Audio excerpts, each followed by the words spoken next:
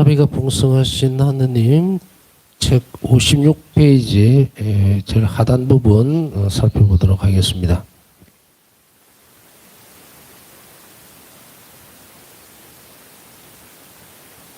지금 우리는 연옥 영혼들을 위한 자비를 살펴보고 있습니다. 연옥에 있는 영혼들, 우리가 교리를 배울 때는 그렇게 배웠죠. 다들 천국교회 연옥, 그러니까 천국교회는 이제 개선교회라 그랬죠. 이미 이제 모든 삶이 끝나고 심판 끝났고 천국에 들어간 그 교회 개선교회라 그러고, 그 다음에 단련교회 연옥이죠. 단련을 받고 있는 교회죠.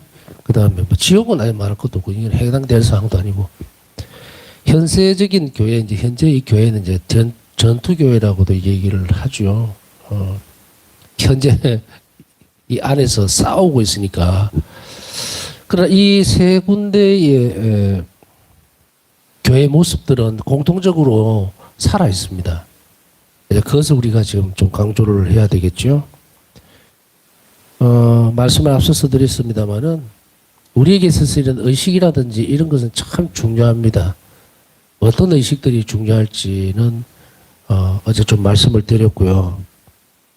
어떤 것을 검은색이다, 파란색이다, 흰색이다라고 명확하게 규정하는 것은 우리 행동의 방향을 설정하는 데 있어서 가장 중요합니다. 그래, 우리가 그런 단어들이 있잖아요. 뭐 흐리멍텅하다라는 것. 어떤 기준이 없다는 거죠. 그렇기 때문에 우리가 연습을 하는 것도 훈련이죠. 훈련이라고 계속 그런 표현을 쓰고 있는데, 훈련이란 거예요. 복음이 다시 얘기하면 하나님께 애탁하는 태도도 계속 훈련해야 되고, 자비를 베푸는 태도도 계속 훈련해야 되는데 식별을 해내야 되죠. 이것이 하나님의 자비라는 것에 대해서. 그냥 어떤 분들은 얘기를 이렇게 쭉 피정이 끝나거나 이래서 나눔을 한다든지 아니면 어떤 모임에서 이제 뭐 결국은 비정이죠. 그러고 나서 이제 나눔을 서로 이제 느낀 거라든지 아니면 어떤 부분들을 이야기를 하는 거 가만히 들어보면은 굉장히 애매모호한 표현을 써요. 이렇게 살펴보면 분명히 하나님의 참 자비로운 손길을 닿았는데도 불구하고 알지를 못하는 거예요. 알지를 못한다는 것은 어떻게 군방 구별이 갈 수 있느냐면 이 사람의 다음 태도가 안 나옵니다. 그래서 나 참 기도하면서 감동을 받았어. 너무 좋았어. 끝. 착각이어서 그런 게 아니고 의지적으로 제대로 가르쳐주지를 못해서 이런 상황이 벌어지는 거예요. 나중에 이제 이 부분을 뒤에 부분들을 살펴보면 그런 부분들이 나와요. 냉담하는 가장 중요한 이유는 뭐냐면 뭐 게을러서 자기 의지가 부족해서 그거 아닙니다. 하나님 자비를 몰라서 그래요. 명확한 답은 그겁니다. 우리 자꾸 옆에 있는 사람들에게 왜 교회를 안 나오고 성당에 왜 안 나옵니까? 뭐 어떻습니까? 이랬을 때 이 사람들에게 뭐 핑계를 많이 대죠. 요즘 뭐 이래서 저렇습니다. 이렇겠습니다. 뭐 바빠서 또 혹은 뭐 코로나 때문에 뭐 걱정도 되고 뭐 이런 여러 가지 건강상 이유로 이렇게 막 갖다 대는데 그 본질을 정확하게 파악을 해야 되죠. 그것에서 정확하게 예수님은 뭐라고 지적을 하고 있냐면 이렇게 교회를에서 떨어져 나가고 하느님에게 등을 돌리는 사람들은 이유가 한 가지예요. 이 온 인류가 가지고 있는 똑같은 메시지와 같은 겁니다. 하나님이 자비롭다는 사실을 알아들은 적이 없다는 거예요. 누가 가르쳐 주지도 않았고 거기에 대해서 많은 것을, 물론 가르쳐 주지 않았다는 이 말 안에는 한 번도 그런 말을 못 들어봤다는 얘기는 아닙니다. 여러분들 뭐 성당에 갔을 때 신부님들 강론할 때 뭐 당자에 비유해서 이러면 하나님 자비는 대해서 뭐 어떻다고 다 얘기하죠. 들었어요. 들었는데도 불구하고 왜 안 변하는가? 자비의 풍요로움이라는 것을 모르기 때문에 안 가르쳐주니까 그걸 들은 적이 없다는 얘기예요. 그냥 자비 이름으로 끝나버리는 거예요. 그러다 보니까 이게 자비로움이 하나님의 사랑에서 흘러나오는 이 자비가 내 삶에서 이렇게 구석구석 들어가 있다는 것을 내가 인지하고 알아듣는 거예요. 깨우치는 거는 없어요. 그냥 알아듣는 거죠. 아, 이게 정말 하나님 자비구나. 이 연기를 끈이 되죠. 내가 이 상황이 하나님 자비에 의해서 사랑의 표출이죠. 나에 대한. 그것으로 연결이 되어지면 이제 예수님하고 나하고 이 건이 굵어지면 일치예요. 완전한 일치라는 것은 이것이 완전하게 모든 상황에서 다 들어맞을 때에 그래서 숨 쉬는 것까지도 다 하나님 자비라고 느낄 때 그때는 완전하게 이제 바울사 성리처럼 완전하게 예수님과 일치됐다. 뭐 합일 뭐 이렇게 표현할 수 있는데 연습입니다. 계속해서 연습해서 그것이 자라야 돼요. 그러려면은 제일 먼저 우리가 알아둬야 되는 것은 뭡니까? 감사한 일입니다. 하느님 오늘 이렇게 뭐 이런 은혜로운 일들을 해주셔서 감사합니다. 막 성인 기도에다 가면 막 감사 천재예요. 시작합니다. 물론 너무도 좋은 기쁜 일이기도 해요. 어? 하나님 살려주세요. 막 이러는 것도 있겠지만 정말 감사합니다라고 막 이렇게 울고 불고 하면서도 있고 뭐 아이가 여러 형태로 있는 것 그거를 나무를 이유는 아무것도 없습니다. 단지 그게 감정적이고 정서적이었으면 돼서만 끝나면 안 된다는 거예요. 교회는 그 사람들이 왜 그걸 느꼈을 때에 그 다음에 그것이 하나님의 자비로움이었다는 것에 대해서 그리고 그 자비에 대해서 우리는 어떻게 반응을 해야 되는지 가르쳐 줘야 돼요. 모든 일이 그렇잖아요. 은혜를 받았으면 우리가 참 이런 말들을 쓰죠. 저 은혜도 모르는 인간, 은혜도 모르는 뭐 이런 이야기를 쓰죠. 왜 그럴까요? 은혜를 입었으면 반응이 와야 된다는 거죠. 그게 무슨 예를 들어서 100원을 줬으니까 100원이 돌아와야 된다는 개념이 아니고 그것에 대해서 감사드릴 수 있는 반응이 이렇게 나와야 된다. 그래야만 자기 만족이 아닌 그것이 제대로 되었구나라고 그 사람에게 큰 영향을 미쳤구나. 좋은 선한 영향을 미쳤구나 하는 것을 알게 되는데 여하튼 이 부분들을 이렇게 자꾸 접목을 못 시키다 보니까 많은 저는 살면서요 너무너무 하나님 은총을 많이 받았고요. 걔놓고 봐보면 아무것도 안 하고 있어요. 아무것도 안 하고 있어. 그러면은 그 사람에게 마지막 때에 너는 그만큼 나에게 자비를 입어 놔놓고 너 왜 다른 사람에게 한 번도 자비로운 일을 하지 않았느냐라고 물으면 이 사람 뭐라고 대답할까요? 이렇게 얘기하겠죠. 그냥 감사드렸는데요. 감사드렸는데 그 어떻게 보면 맞는 말이에요. 감사드렸습니다. 너무너무 감사해서 감사를 드렸습니다라고 하는데 문제는 달란트 비유처럼 내가 너에게 베풀었다면 너도 다른 사람들에게 베풀었어야 되지 않느냐는 거예요. 어? 자비를 온전하게 입었으면 예수님께서 나를 위해서 생명을 내놓으셨으면 그 다음에 예수님은 우리에게 모든 걸 다 요구합니다. 나에게. 그래야만 온전해진다고요.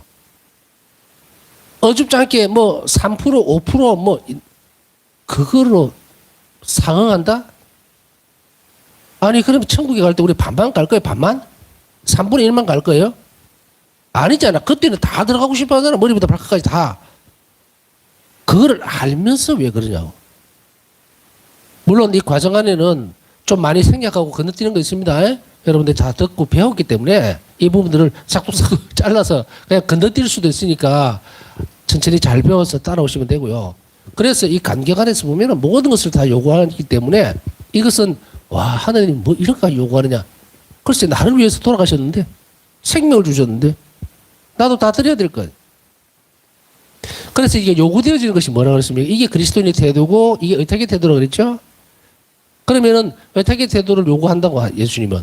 그러면 그 사랑에 대해서 내가 입었던 자비에 대해서 그게 자비라는 사실을 알아야 전달이 되잖아요. 그게 교육의 부재인 거라. 하나님 자비를 알지 못했기 때문이다. 그래서 바울사 성령에게 예수님 뭐라고 말씀하시고 계시냐면 이 시대의 치유책은 하나님 자비를 아는 거예요. 그래야 교회를 떠났던 사람들이 다시 돌아옵니다. 뭐 냉담하는 것이 아까 앞서 설명했듯이 의지적으로 나는 가기 싫어서 게을러서 아닙니다. 자비를 알았으면 옵니다. 하나님 자비를 몰라서 그래요. 그러니 여러분들은 많이 배우고 많이 익히고 적어도 많은 사람들에게 이것을 익혀줘야 돼요. 동반자적인 관계에서 내만 좋고 내만 신나면 안 되죠. 그렇기 때문에 바로 이런 자비로움들이 알아질 때에 왜 이 하나님 자비에 대해서 얘기를 한 연옥 영혼들 하다가 이들이 많아지면 어떻게 됩니까? 연옥 영혼들을 위해서 기도해 줄 수 있는 거예요. 이제 자비가 흘러가야 되니까 그걸 얘기하고 싶은 거죠. 그래서 아까 말씀드렸듯이 천국과 연옥과 이 지상 이 세 군데의 종류죠. 이제 구별을 짓자면 이 세 개의 교회는 세 군데의 교회는 서로가 협력합니다. 그래서 천국에 있는 교회에 있는 성인들이죠. 천국에 들어갔으니까 그분들은 지상에 있는 교회를 위해서 기도를 하고 그리고 연옥에 있는 영혼들은 절대적으로 자신을 위해서 기도할 수는 없어요. 그렇다고 천국에 간 영혼들은 다 성인인데 그분들을 위해서 할까요? 아니죠. 지상에 있는 교회, 이 전투교회라고 그랬죠. 지상에 있는 이 교회를 위해서, 현세 교회를 위해서 기도를 할 수밖에 없어요. 대신에 자기들을 위해서는, 자신을 위해서는 이제 끝났어요. 그래서 지상에 있는 교회에 우리는 천국에 있는 성인들을 공경할 수도 있고, 그리고 연옥에 있는 불쌍한 영혼들을 위해서 은총을 얻어줄 수도 있죠. 하나님 자비를 베풀어 주십시오 하고 청할 수 있습니다. 그렇기 때문에 사실은 이런 이야기 끝에 잠깐 짚고 넘어가면 바오사 성령의 이 말씀이 굉장히 막 깊이 와 박힙니다. 이렇게 아플 정도로 깊이 박혀요. 어떤 대목이냐면 고통에 대한 이야기를 하면서 마지막 때에 이 고통이 이 현세 세상에서의 이 고통이 얼마나 천국에 가는 귀한 어떤 경험이랄까요? 체험이랄까? 맞닥뜨린 일들이죠. 그 고통의 가치를 안다면 그때는 이미 늦을 것이다. 우리가 천국에 들어가려고 딱 하나님 심판대 앞에 서면 그 고통이 정말로 이렇게나 가치 있는 것이었구나라고 알고 깨달을 수 있겠지만 그때는 이미 늦을 거다라는 거예요. 그러니 선제에서 여러분들은 알게 되는 것은 굉장히 큰 복입니다. 고통의 가치를 이미 알고 있다는 것은요. 그래서 우리가 이 땅에서부터 이 많은 일들을 할 수 있을 때에 우리의 보석도 해야 되고요. 우리 자신들을 위해서, 그리고 우리 공로도 쌓아야 되고 바쁩니다. 바쁘기 때문에 떡 주세요, 밥 주세요 할 시간 없어요. 그거 없다고. 그렇기 때문에 우리가 이 세상의 삶이 불안하잖아요. 여러분이나 저나 언제 진짜 세상에 대해서 빠이빠이 하고 하나님께 갈지 몰라요. 이게 현실이에요. 그냥 연극 대사 외우듯이 좀 이야기하는 게 아닙니다. 정말 우리에게 있어서는 이 시간들, 지금 대림 시기잖아요. 대림 뭐 하는 시기예요? 예수님 오심을 기다리는 시기예요. 보석으로 절제하면서 천국에 가려고 기다리는 지금 우리의 상황을 다시금 돌아봐야 될 때죠. 그렇다면 이 말이 뭘 의미하는가? 이런 영혼들에 대해서 기도해 줄 수 있던 이 자리에서 기도를 하되 살아있다고 느껴야 합니다. 살아있다고 의식해야 돼요. 그래서 우리에게 있어서는 단지 장소적 배경만, 그 상황만 바뀌었을 뿐, 차이가 날 뿐, 죽은 이들로 밀면 안 된다고 말씀을 드렸습니다. 그래야만 그들을 위해서 끊임없이 인식하고 기도해 줄 수가 있습니다. 교회는 성인들의 영광 안에서 기뻐하고 즐거워한다. 그러나 동시에 죄로 인해 아직 완전히 거룩하게 되지 못한 이들을 기억한다. 거룩하게 되지 못한 영혼. 거룩함이라고 하는, 거룩하다는 것은 하나님을 닮은 부분이거든요. 이 연옥에서, 이 현세 세상에서 거룩하게 살지 못하면 연옥 가야 돼요. 부족함 때문에 가는 겁니다. 무슨 죄에 대한 채찍질 이게 아니고. 그래서 앞에서 설명드렸듯이 이게 만일에 병이라 그러면 여기가까지 꽉 차야 돼요. 하느님으로. 근데 이 세상에 살면서 이걸 다 못 채우면은 이게 완전함이거든요. 하느님이 아버지께서 완전하신 것 같이 너희도 완전하게 되어라는 말이 그 말이에요. 완전하게 되지를 않으면 연옥에서 이 부분들을 채워야 돼요. 그래서 이게 나오는 것이 이 거룩함을 채우지 못한 이 영혼들을 위해서 기도를 해야 된다. 그들의 죄는 연옥에서 정화되어야 한다. 거룩함에 대한 것은 뭡니까? 거룩함은 성스러운 것이라고 하는데 이게 앞에 제가 한 2년 전쯤 될 거예요. 그 시작하면서 아마 이 부분들을 가르쳐 드렸을 겁니다. 이 부분을 강의를 했어요. 성과 속에 대해서. 거룩함, 성스러움과 속된 것. 그것을 얘기하면서 이 거룩함은 하나님께 속해 있는 거예요. 그리고 이 거룩함은 어떤 것이냐. 이게 속된 것은 세상에 속한 거지만 거룩한 것은 어디에 속하느냐. 하나님께 떼놓은 거예요. 지금 여기 성광이 있죠. 이제 여러분들 이게 그 성체를 모시는 거 성시간하기 위해서 대양 성체할 때 사용하는 이 제구를 성광이라고 알고 있죠. 이 성광, 이 거룩한 겁니다. 왜냐하면 제구죠. 이거는 속된 용도로 쓸 수가 절대로 없습니다. 축성에서 떼놓는 거예요. 그래서 이거는 거룩한 거예요. 성구입니다. 성구. 거룩한 제구예요. 이렇게 하느님께만 유보되어 있는 상태, 이것을 거룩함이라고 얘기를 합니다. 그래서 거룩한 마음이다, 거룩한 태도다라고 했을 때는 그 하느님하고 나하고의 관계에서만 이루어지는 말들이에요. 무슨 뭐 부부간에 우리가 거룩하게 살자 이렇게 되는 게 아니에요. 대해지는 것이 그게 아니라 신적 영역에 속하는 것이에요. 거룩함은. 거룩하시다. 이게 성스러움 바로 이 부분들을 떼놓는 거예요. 그래서 우리가 축성이라는 걸로 개념을 쓰죠. 사람에 대해서 또 물건에 대해서 이렇게 하는 것을 우리가 얘기를 할 수 있는데 어쨌든 이 거룩함이 이제 사람으로 돌아가야 되죠. 연옥에서 정화되어야 되는 영혼들이 왜 거룩한가? 세세하게 살펴보진 않아도 우리는 바울 사도에게로 돌아가 보면은 압니다. 이제 여러분들은 거룩하게 되었습니다. 이렇게 얘기하죠. 그렇기 때문에 여러분들의 몸은 성령의 궁전이 되었습니다. 그러니 거룩한 것을 추구하고 속된 것에 빠지지 마십시오 하면서 쫙 나오죠. 성령의 법대로 살 때는 우리가 어떻게 살아야 되고 세속적인 삶을 살 때는 어떤 것이 불륜 무슨 뭐 방탕 뭐 이런 거 쫙 나오죠. 도둑질 뭐 사기 뭐 이런 것들 이 세상에 속한 거죠. 죄죠. 그게 반대로 가는 거지 뭐예요. 성령의 법대로 성령 안에서 사는 것. 이 거룩함이에요. 하나님께 속해 있는 부분. 내 행위들이 하나님께 속해 있어야 됩니다. 그것을 다 채우지 못하면 처벌이 아니고요. 정화가 되는 겁니다. 여러분들 연옥이라고 하는 것을 우리는 막 처벌되는 것 우리가 형벌로 해서 형벌적인 개념에 있어서 처벌되는 형태로만 고문하고 막 이런 형태로만 인식을 하면 큰일 납니다. 정화의 개념이에요. 그 연옥에 대해서도 제가 설명을 해드렸지만 이 연옥은 그리움 하나님의 거룩함에 대한 애끓는다고 해야 될까요? 이게 그것에 대한 부족함이 채워져야 되는 그 영역입니다. 그래서 쉽게 표현하면은 아주 애틋하다 이런 표현으로는 말이 안 돼요. 그냥 하나님의 사랑이 부족으로 인해서 이렇게 사랑으로 목말라가는 상태 그거예요. 이 땅에서부터 채워지면 되는데 그것에 대해서 전혀 무관심했을 때는 0.00001mg 정도의 사랑을 하나님께 대한 사랑을 가지고 있는 사람도 있고 없는 사람도 있습니다. 그래서 이 정화의 과정이에요.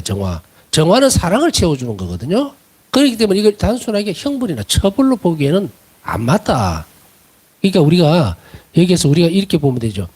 눈앞에 보이는데 너무도 사랑하고 이제는 온전하게 사랑하는 대상에 갈 수 없는 것들 그것을 우리가 조금 유배적으로 표현해 보면 됩니다. 그래서 성모님은 이들을 위로하러 오시는 거예요. 이렇게 그 사랑 때문에 목말라 가니까. 그래서 우리는 형벌적인 부분들로만 연옥을 이해해서는 안 됩니다. 그렇게 해야 형벌적인 부분이 아니고 정화의 부분이에요. 그럼 우리는 어떻게 살아야 될까요? 이 땅에 살면서 조금이라도 더 거룩해지면 쉽게 이야기하면 연옥에 가수도 빨리 나오죠. 빨리 나와. 내가 80%를 채워서 죽었으면 20%만 채워도 되잖아. 어떤 사람은 이 땅에 살면서 막 정말 속된 것 안에 살다가 뭐 흥청망청 뭐 하나님 쳐다도 안 보고 이렇게 뭐 세속에 사는 사람들 제쳐놓고요. 그리스도인들 가운데서 우리가 보자 이 말이죠. 20%밖에 안 했어. 80%를 채워야 돼. 80%.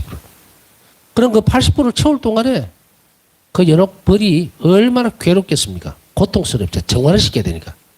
단련되지 않으면 거룩함으로 돌아갈 수 없어요. 사람이. 그러니 이 부분들을 잘 명심하고 여러분이나 때나 이 땅에 있을 때 빨리빨리 해야 돼요. 우리가 이 시간에 정말 예수님께 온 마음을 다 드리고 하나님께 드리고 그리고 생활 속에서 힘들어도 자비를 베풀어야 되고 거룩하게 자꾸 바뀌려고 하는 이유가 이 부분 때문입니다. 이것이 채워지면 우리는 굳이 연옥 들렸다 갈 이유가 없어요. 하나님도 그거 원하지 않아요. 아버지도. 잘못된 개념들을 우리는 올바르게 잘 고쳐나갈 필요가 있습니다. 그래서 연옥은 형벌을 일반적인 속죄 형벌이 아니고 정화의 기능이에요. 정화. 속죄. 물론 속죄라는 말도 들기는 들어요. 왜냐하면 죄에 대한 벌이니까. 그러나 아까 얘기했던 약간 뉘앙스만 좀 다르게 한다는 이야기입니다. 그게 우리가 이제 고해수를 보면은 처벌을 주는 게 아니고 교정의 벌이죠. 교정. 그래서 고해성사 안에서 주는 그 보석들은 교정의 벌입니다. 교정. 마구 두들겨 패서 뭐 하는 거 아닙니다. 아버지의 자비로움으로 인해서 그것이 그렇게 되지 않으면 안 되기 때문에 고치기 위해서 교정의 벌이에요. 그 고해수 안에서 일어나는 벌은. 그러나 이쪽에서 이제 그 연옥에서 일어나는 그 벌은 교정의 벌이 아니고 정화의 벌입니다. 정화시켜야 돼요. 그래서 불이라는 어떤 고통스러움 안에서 달구어지는 거예요. 그 고통을 참아내고 이제는 받아내므로 인해서 이제 왜냐하면 이 영혼들은 이 땅에 살면서 사랑 때문에 하나님께 대한 신앙 때문에 고통을 당해본 적이 없거든. 그러니까 연옥에 가 있는 거예요. 이 땅에서 그 고통을 많이 겪는 영혼들은 연옥에 갈 필요가 없어요. 다 겪었는데. 고통의 의미가 이만큼 중요합니다. 그래서 우리가 구별 짓는 것은 오늘 그것은 정화해버려요. 속죄해버리면서 정화해버립니다. 그래서 그것이 정화가 다 되면 이제 거룩해지죠? 그래야 천국에 가는 거예요. 그러나 이런 영혼들을 우리는 얼마든지 도와줄 수가 있습니다. 이 땅에서. 얼마나 우리가 귀한 존재입니까? 얼마나 많은 일을 할 수가 있어요. 미사를 통해서 연옥 영혼들을 기억해주고 미사를 봉헌해주면 그 영혼에게 뭐가 채워집니까? 거룩함과 사랑이 채워지는 거예요. 사랑이 미사잖아요. 이 제사자가. 그래서 그들에게 더 많은 것들을 돌려줄 수 있고 빨리 천국에 갈 수 있도록 만들어주는 것은 현세를 살아가는 이 교회가 가지고 있는 맡고 있는 큰 책무입니다. 죽은 이들을 위하여 기도하는 것이 거룩하고 경건한 생각이었다. 마카베오 후서 12장 44절에서 45절. 구약 성경에서도 이것은 거룩하고 경건한 것이라는 것을 얘기합니다. 죽은 이들을 위해서 기도하는 것. 그런 후에 그들은 빛과 평화의 장소로 나아가게 된다. 이렇게 정화가 되지 않으면 가지 못한다 이 말이에요. 자, 모든 기도는 연옥에 있는 영혼들의 구원에 도움을 준다. 모든 기도라고 이게 표현을 하고 있죠. 목재 기도든 아니면 무엇이든 전부 다 연옥 영혼들을 기억하면서 드릴 수 있는 기억하고 지향을 그게 둔다면 모든 기도들은 다 영혼들의 구원에 도움을 줍니다. 특별히 묵주 기도나 십자가의 길처럼 기도문의 말미에 너그럽게 보아줄 것을 청하는 기도가 그러합니다. 연옥 영혼들을 위해서 구원경이죠. 그것이 그렇게 도움을 줍니다. 그것을 확실하게 하죠. 그러나 그들의 구원을 위한 가장 큰 수단은 거룩한 미사이다. 앞에서 설명드렸으니까 더 하지는 않을게요. 미사와 견줄 수 있는 기도는 없어요. 미사와. 그래서 거룩한 미사, 이것은 가장 큰 수단이라는 거예요. 앞에서 설명했듯이만 뜻지 십자가 길이라든지 묵주기도 다 좋아요. 그러나 많은 수단 중에 가장 탑을 차지하는 것은 바로 거룩한 미사다. 미사를 대신할 수 있는 것은 아무것도 없습니다. 예수님을 대신할 수 있는 것이 어디 있겠어요? 아무것도 없다. 더 나아가 불쌍한 영혼들을 위해 바치는 육체적 고통, 정신적 고뇌, 자선, 선행, 그리고 모든 희생도 그들 구원에 도움을 줄 수 있다. 자, 다양하죠? 그죠? 이 다양한 활동들을 통해서 이런 영혼들을 기억한다는 것은 굉장히 중요합니다. 왜냐하면 살아있는 우리에게 있어서 의무적인 부분이기도 합니다. 왜냐하면 언젠가 그들을 만나야 되기 때문에. 근데 우리의 현실은 어때요? 우리 현실은 기껏해야 가난하다, 돈이 없다, 뭐 부족하다는 그런 뜻으로 그런 의미만으로 얼렁뚱땅 미사도 안 드리고 1년 360을 돌아가신 부모님 겨우 추석이나 명절 때 한 번 드리고 끝이죠. 뭐 끝이죠라는 말은 그냥 표면적으로 드러난 현상만 두고 하는 이야기입니다. 그렇지 못한 사람도 분명히 있을 거고 그건 인정을 해요. 그렇지만 그거 드러나질 않으니까 그건 일단 예외로 두고요. 모든 자선, 선행 이런 것들을 얘기하는 것은 그들의 구원에 도움을 줄 수 있도록 항상 노력해야 된다는 이야기예요. 그래서 우리가 만일에요. 묵주기도만 하루에 5단씩 잘 바쳐도 그 구원경 안에 여러 경우들에서 계속 기도하는 부분이 들어가 있어요. 이것을 습관적으로 딱 정해진 형태로 할 수 있다면 하세요. 만일에 뭐 정말 너무 힘들고 국가의 보조를 받아서 사는 그런 정말 어려운 그런 할머니가 한 분 계시고 만일에 있다면 미사 예물 넣기도 힘들잖아요. 그렇다고 해서 손 놓고 있겠습니까? 그래서는 안 된다. 자비기도를 바치면서라도 정신적인 어떤 희생들이 얼마나 크게 하는지 보시는지 몰라요. 그러니 우리가 게을러서 못했다는 것은 있을 수 있어도 방법이 없어서 못했다는 것은 말이 안 됩니다. 이 여러 영혼들과 우리의 관계는 마지막까지 가야 합니다. 그래서 자비기도에도 저희와 온 세상을 위해서라고 할 때 그 온 세상이라는 것은 이 현세적인 세상에 살아가는 많은 사람들만을 기억하는 것이 아니고 여러 개 있는 영혼들까지 반드시 포함되어 있다라고 여러분 배우셨죠? 제가 또 그렇게 가르쳤고 그러니 우리에게 있어서 매일의 순간은 여러 영혼들과 얼마나 긴밀하게 연결되어 있는지 모릅니다. 왠지 압니까? 우리는 어떤 때는 이 땅에서 잊어버릴지 모른다. 솔직히 딱 뒤집어 놓고 얘기하면. 그러나 먼저 돌아가신 부모님, 형제, 자매들, 할아버지, 할머니 그들은 나를 위해서 연옥에서 기도하고 있습니다. 그걸 좀 잘 알아들었으면 좋겠어요. 그들에게 있어서는 이 땅에 있는 자손들에게 그들을 위해서 기도하는 것 외에는 아무것도 없습니다. 뭘 하겠습니까? 적금을 부을 겁니까? 무슨 맛있는 음식을 사 먹을 겁니까? 연옥에서. 아무것도 없어요. 그저 하나님에 대한 온전한 그리움과 그리고 자신을 위해서는 아무것도 할 수 없기 때문에 자손들이 잘 되기를 기도를 해줍니다. 왜 해줄까요? 나를 위해서 기도해달라고 기도해준다고.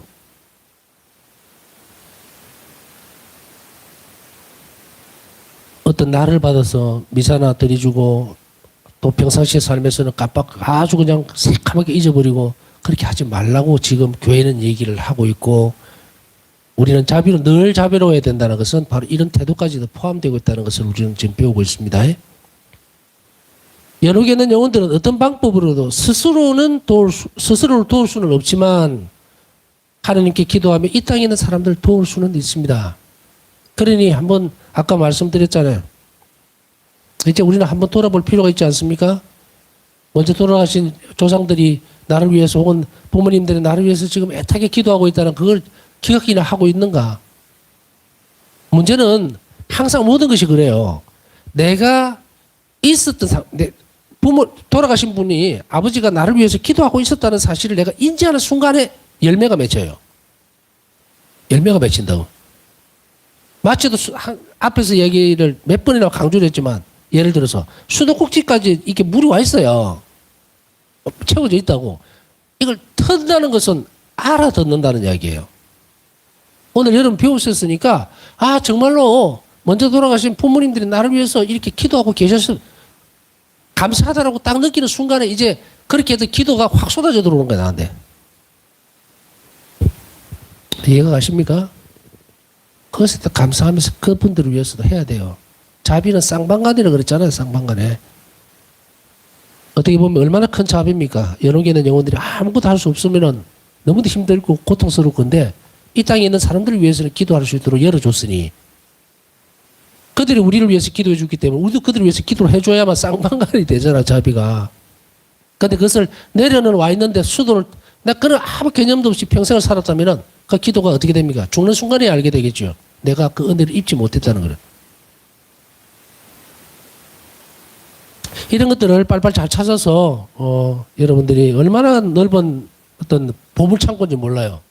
이것을 잘 찾아서 하실 때에 여러분들이 정말 축복받는 사람들의 연속적인 삶으로 계속 넘어갈 수가 있습니다. 연옥에서 고통받는 영혼들에게 자비를 베푸는 사람은 복되다 그랬습니다. 복되다. 바우사순이는 다음과 같이 적고 있습니다. 나는 나 자신을 따라오라고 명령하는 수호천사를 보았다. 쭉 읽어드릴게요. 그 순간 불과 연기가 가득 찬 곳에서 고통받는 영혼들을 보게 되었다. 그들은 열렬히 기도하고 있었으나 자신들을 위해서는 아무런 효과가 없고 앞에 설명드렸죠. 자신들을 위해서는 아무리 빌어봤자 이제는 육신을 떠났기 때문에 이 세상을 떠났기 때문에 효과가 없어요. 오직 우리만이 산 사람들이에요. 그들에게 도움을 줄 수 있었다. 그들을 태우고 있는 불꽃이 나에게는 전혀 닿지 않았다. 나는 이 영혼들에게 가장 큰 고통이 무엇이냐고 물었다. 이 부분들. 그들은 그 고통은 바로 하나님을 그리워하는 것이라고 한 목소리로 대답했다. 사랑의 부재입니다. 이 땅에서부터 그러잖아요. 계속 기도하세요. 사랑하십시오. 하나님께 사랑한다는 게 뭐예요? 자비로운 사람 되는 거죠. 그것이 채워지지 않으면 영원한 그리움 속에 들어가요. 이 연옥이라는 데가. 그러면은 아까 말씀드렸듯이 가장 사랑하는 대상을 가까이 두지 못할 때 그 고통이 100배, 1000배는 된다는 거예요. 하나님께 대한 그리움이라는 거는. 그것을 이 땅에서부터 알고 있으면 연옥에 굳이 안 가도 돼요. 연옥에 굳이 안 가도 된다. 바우스성 일기에서 이 부분들이 한 번씩 나오죠. 나는 하늘을 우러러 볼 때 정말 너무도 주님께로 가고 싶은 그리움, 영원히 느끼는 거예요. 그게 영원히 하나님께로 가고 싶어요. 이 부분들이거든. 이것을 지금 이 땅에서부터 채워오면, 그래서 사랑으로 채워놓으면 뭐 여러 개 굳이 줄 서서 뭐 맛집 따로 그거 왜 들어가? 꼭 마치도 그거 들어갔다 나와야만 겸손한 사람같이 착각하고 해서는 안 됩니다. 열심히 살아야 돼요, 이 땅에서. 그래서 하나님께 대한 사랑이 꽉 여러분들이 차서 임종할 때에 바로 예수님께로 갈 수 있도록, 그렇게 그리워하던 주님께 갈 수 있도록. 그리워하지도 않는데, 사랑하지도 않는데 굳이 죽을 때 뭐 나 그거 갈까? 이렇게 하는 사람 없습니다. 여기에서부터 연습이 되어져야 돼요. 사랑은 익숙해져 있지 않으면 죽음의 순간에 선택 못합니다. 왜냐하면 마귀는 그 순간에 엄청난 고통으로 끌고 들어가 버려요. 그렇기 때문에 이것은 매 순간의 연습으로만 버틸 수 있는, 마지막 순간을 버틸 수 있는 것입니다. 나는 여러 개 있는 영혼들을 방문하시는 성모님을 보았다. 그 영혼들은 성모님의 바다의 별이라고 불렀다.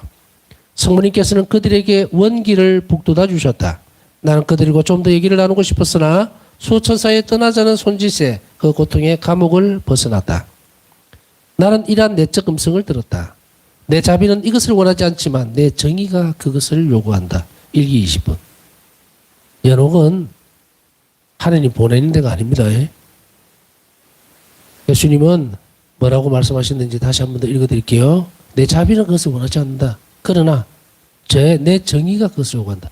그래서 이 말은 여러분들 이제 잘 알아들으시겠죠. 이 땅에서 왜 자비를 청해야 하는지, 자비를 베풀어야 되는지. 내가 끊임없이 하나님 자비를 청하지 않으면 정의가 딱 날라온다 이 말이야. 그래서 내가 자비로운 사람이 되어야만 자비의 심판을 받는 거예요.